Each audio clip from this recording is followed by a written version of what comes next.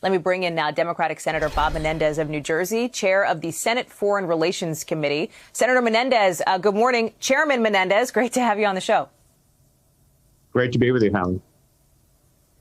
Let me start with President Biden's speech, rather. Is there any expectation that you have or that you have been notified about that we will see something tangible on that, perhaps in the form of a message aimed very directly at Russia and actions, given, of course, the imprisonment of Navalny? Well, I think what we could expect from President Biden is, first of all, a commitment to restore the State Department and the morale and the personnel and the experience of the State Department, which has been decimated under the Trump administration. And we saw that in the context, for example, of Ambassador Yovanovitch, a distinguished ambassador who was really hurt dramatically by the previous administration.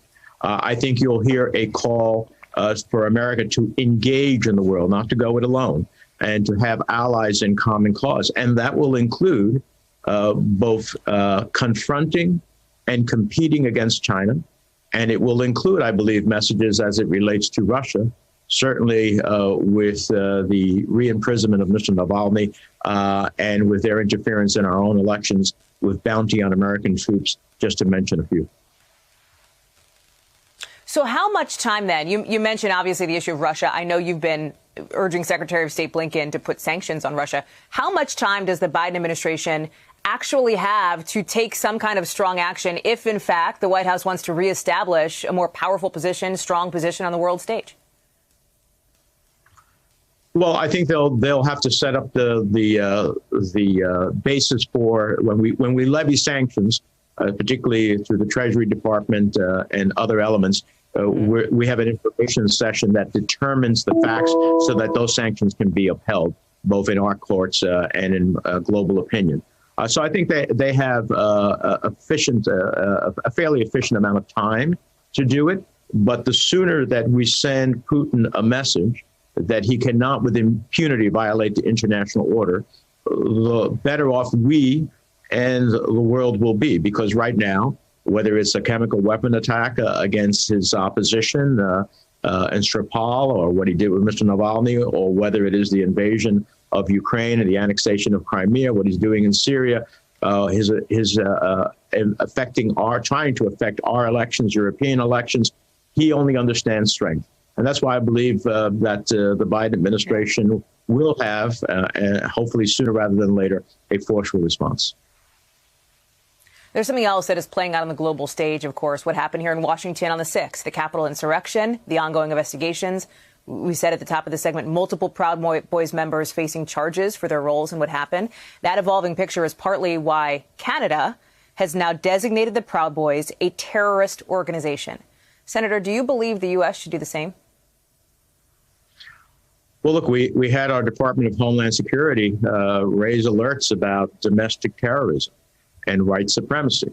It's interesting when our neighbor to the north, of which we have a long and prosperous history with, looks over the border and looks at the Proud Boys and says that's a terrorist organization, that I think we have to speak with the same clarity. So I'm sure that when they come to that determination, I hope that they will ultimately say very clearly who are the terrorist organizations domestic terrorist organizations within the United States, designate them as such, and work to make sure that they do not hurt our democracy or our people.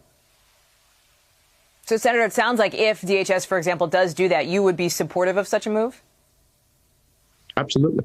I would be supportive of such a move. Okay. Look, the violence that took place on January 6th is pretty amazing. On the other side of the Capitol, from where you are, we're getting word on something going on, of course, in the House Republican conference that also has an impact, obviously, on Congress as a whole. We're just hearing now that in about 90 minutes, debate will begin on Congresswoman Marjorie Taylor Greene, whether to strip her of her committee assignments. Sources have told our team here that the Congresswoman said she realized what she said was wrong. Her comments previously, she apologized. How does that response, do you think, reflect on the Republican Party as the House gets ready for this vote to strip her of her committees today, do you believe? Well, I think that my colleagues and friends in the Republican Party have to decide, are they the party of the traditional smaller government and less taxes and, international security for the United States? or are they the party of QAnon conspiracy theorists and supporting, those who ultimately attacked the Capitol on January 6th? They have to decide what course they are on and what they stand for. And that's what I really believe is involved with Marjorie Taylor Greene. She embodies all of those things that I think are an affront as it relates to the values that we hold as a nation, regardless of party. And so I would expect the Republican Party would have acted more decisively.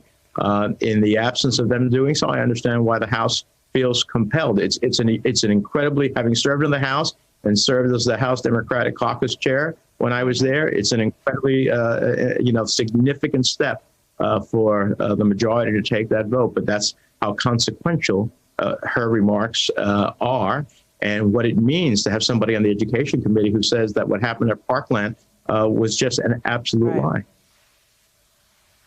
Before I let you go, I have to ask you about the COVID relief bill. I know you're in that meeting with President Biden yesterday. He seems to be pretty committed to keeping those stimulus checks, those direct payments at $1,400. But maybe there's some wiggle room, it sounds like, on targeting that, right, in a more specific way. Would you be willing to make that compromise if it meant that you could get some Republicans on board? Yeah, I think the president expressed himself very clearly. He wants big and bold. But how, in fact, you use the big and bold resources that the president has called for, which I totally support, can be considered. I mean, do you tailor the $1,400 to those who are not in the higher income brackets? But do you make sure, as he emphasized quite several times, but you got to take care of the middle class and understand what the middle class is in different parts of the country? Do you tailor a certain other relief in a certain way? I think he's open to that. But the president's proposal has broad bipartisan support in the country.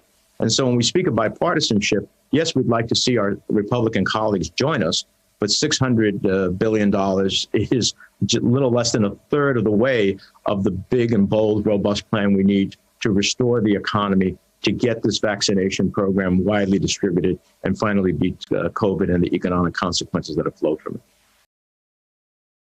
Hey, thanks for watching our YouTube channel. You should know that you can follow today's top stories and breaking news and catch up on your favorite MSNBC shows all in one place. Download the NBC News app today.